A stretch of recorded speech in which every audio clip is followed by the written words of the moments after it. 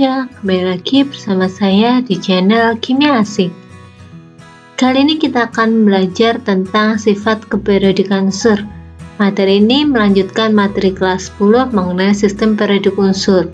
Di sini nanti kita akan mempelajari sifat-sifat unsur berdasarkan golongan dan periodenya. Sifat-sifat periodik unsur yang akan kita pelajari di sini yang pertama adalah jari-jari atom dan jari-jari ion, energi ionisasi, afinitas elektron, keelektronegativitas, sifat logam dan kereaktifan. Untuk yang pertama yaitu jari-jari atom. Jari-jari atom merupakan jarak dari inti ke kulit terluar. Di sini kita perhatikan tabel periodik unsur. Kita akan bandingkan ada Li dan Be, kemudian ada Na, Mg, Cl, dan juga K, juga Ca. Kemudian kita perhatikan konfigurasi elektron menurut Buriah. Jadi seperti ini konfigurasinya.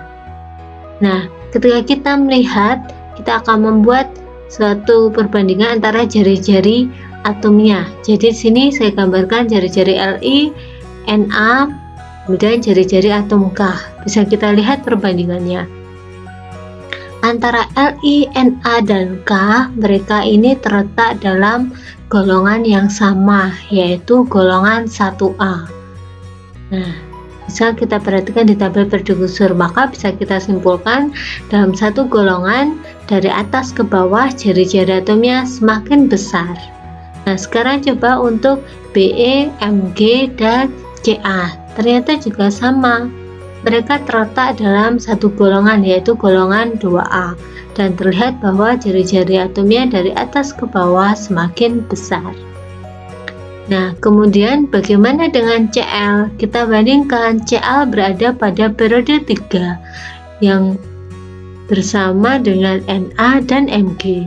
Kita perhatikan jari-jari atomnya. Ternyata antara Na, Mg, dan Cl dari kiri ke kanan semakin kecil.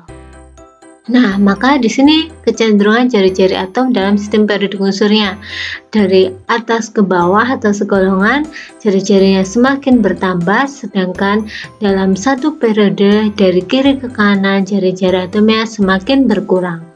Jari-jari atom ini juga mempengaruhi besar kecilnya suatu atom, seperti yang bisa kalian perhatikan di sini. Nah, kemudian bagaimana dengan ion? Perhatikan kembali untuk konfigurasi Na dan Cl. Nah, sekarang ketika Na membentuk ion positif, ternyata jari-jarinya berbeda. Kenapa? Satu elektron dari Na akan dilepaskan, sehingga pada kulit terluar, satu elektron itu sudah tidak ada lagi karena sudah dilepaskan, sehingga kulitnya tinggal 2 yang berisikan 2 elektron di kulit pertama dan 8 elektron di kulit kedua. Nah, kemudian untuk Cl, ketika membentuk ion negatif dia menerima 1 elektron ditangkap oleh atom tersebut, sehingga elektronnya semakin banyak. Ketika elektronnya banyak, maka gaya tolak menolaknya akan semakin besar, sehingga menyebabkan jari-jari ion Cl- lebih besar daripada atom Cl. Nah, kesimpulannya, jari-jari ion positif akan lebih kecil daripada jari-jari atom netralnya, sedangkan jari-jari ion negatif akan lebih besar dari jari-jari atom netralnya. Seperti itu.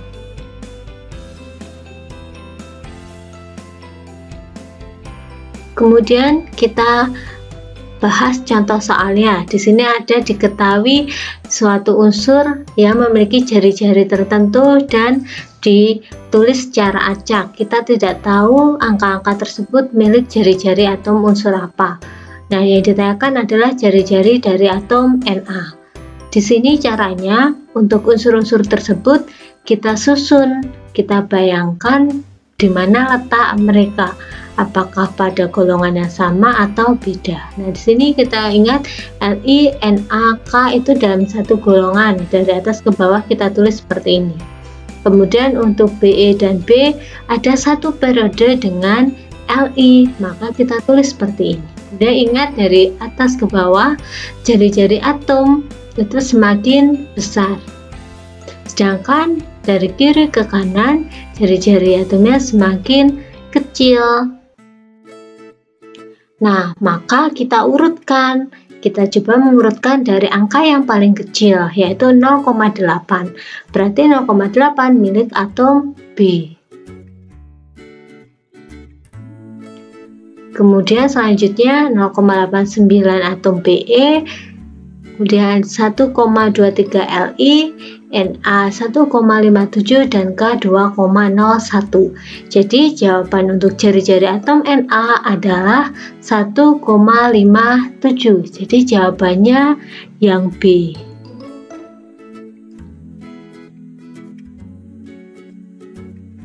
Berikutnya adalah energi ionisasi. Suatu atom dapat melepaskan elektron membentuk ion positif, dan untuk melakukan seperti itu memerlukan energi untuk mengatasi gaya tarik intinya. Jadi ada suatu energi yang diperlukan untuk melepaskan satu elektron.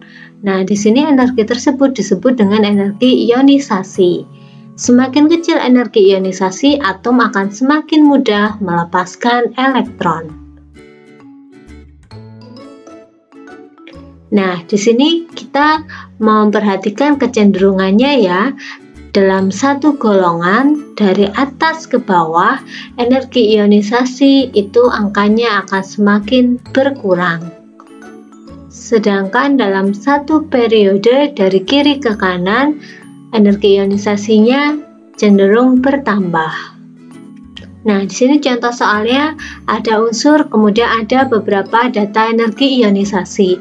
Yang ditanyakan harga energi ionisasi untuk unsur Kr. Nah, di sini kita juga sama seperti tadi menyusun unsur-unsur ini. Jadi kita susun di sini ada He, Ne, Ar, Kr, dan Xe karena mereka satu golongan. Dari atas ke bawah tersusun seperti ini. Kemudian kita ingat-ingat dari atas ke bawah energi ionisasinya semakin berkurang, jadi semakin kecil angkanya. Maka yang paling atas itu yang paling besar.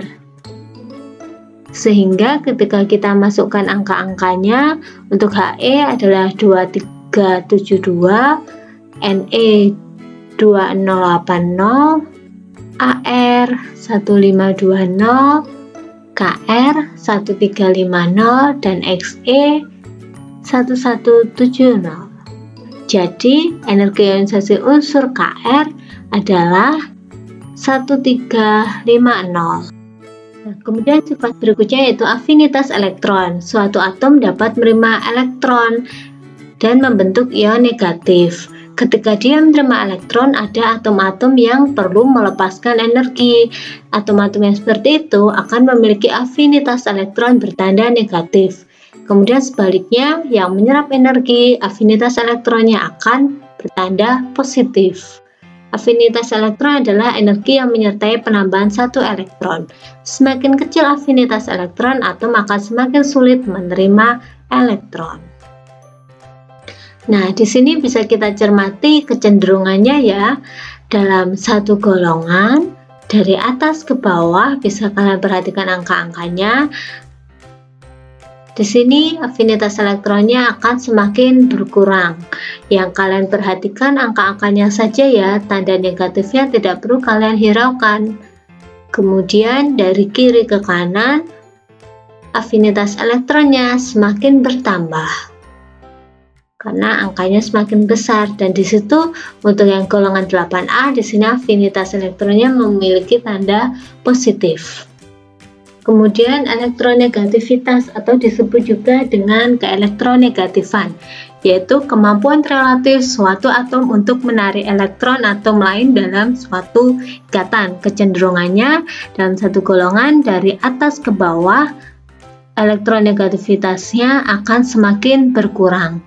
Kemudian dari kiri ke kanan akan semakin bertambah. Nah, tetapi kalian hati-hati ya dalam hal ini ya, bertambahnya hanya sampai pada golongan 7A. Kalian perhatikan pada golongan 8A. Di sini dia tidak memiliki keelektronegativitas atau keelektronegatifannya 0 karena golongan 8A itu adalah unsur-unsur yang gas mulia sudah stabil. Jadi mereka sangat sulit untuk membuat atau membentuk suatu ikatan. Nah, contohnya bisa kalian perhatikan di sini. Ada suatu hidrogen dengan fluorin akan membentuk ikatan, bisa terlihat pada gambar. Nah, berdasarkan data keelektronegatifan, keelektronegatifannya 2,1, sedangkan F di sini 4,0. Karena F lebih besar, maka elektronnya yang digunakan untuk berikatan lebih cenderung mendekati F.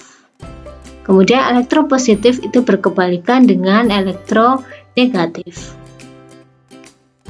Nah, di sini ada contoh soal, ada data keelektronegatifan. Yang nomor 1 ditanyakan unsur yang paling elektropositif. Yang paling elektropositif berarti kita cari data keelektronegatifan yang paling kecil, yaitu angka 0,93. Jadi jawabannya yang E. Kemudian nomor 2, data keelektronegatifan ditanya paling mudah menarik elektron dalam ikatan. Nah, paling mudah berarti memiliki keelektronegativitasnya yang paling besar, maka kita cari angka yang paling besar yaitu 4,0. Jadi jawabannya yang B. Nah, kemudian untuk sifat logam dan non-logam di sini bisa kalian cermati dari kiri ke kanan atau dalam satu periode sifat logamnya di sini akan semakin berkurang, tetapi sifat non-logamnya akan semakin bertambah. Atau bisa kita katakan dari kiri ke kanan akan semakin non-logam sifatnya. Kemudian kalau dalam satu golongan dari atas ke bawah, maka sifat logamnya bertambah, sedangkan sifat non-logamnya berkurang. Atau bisa kita katakan dalam satu golongan dari atas ke bawah sifatnya semakin logam.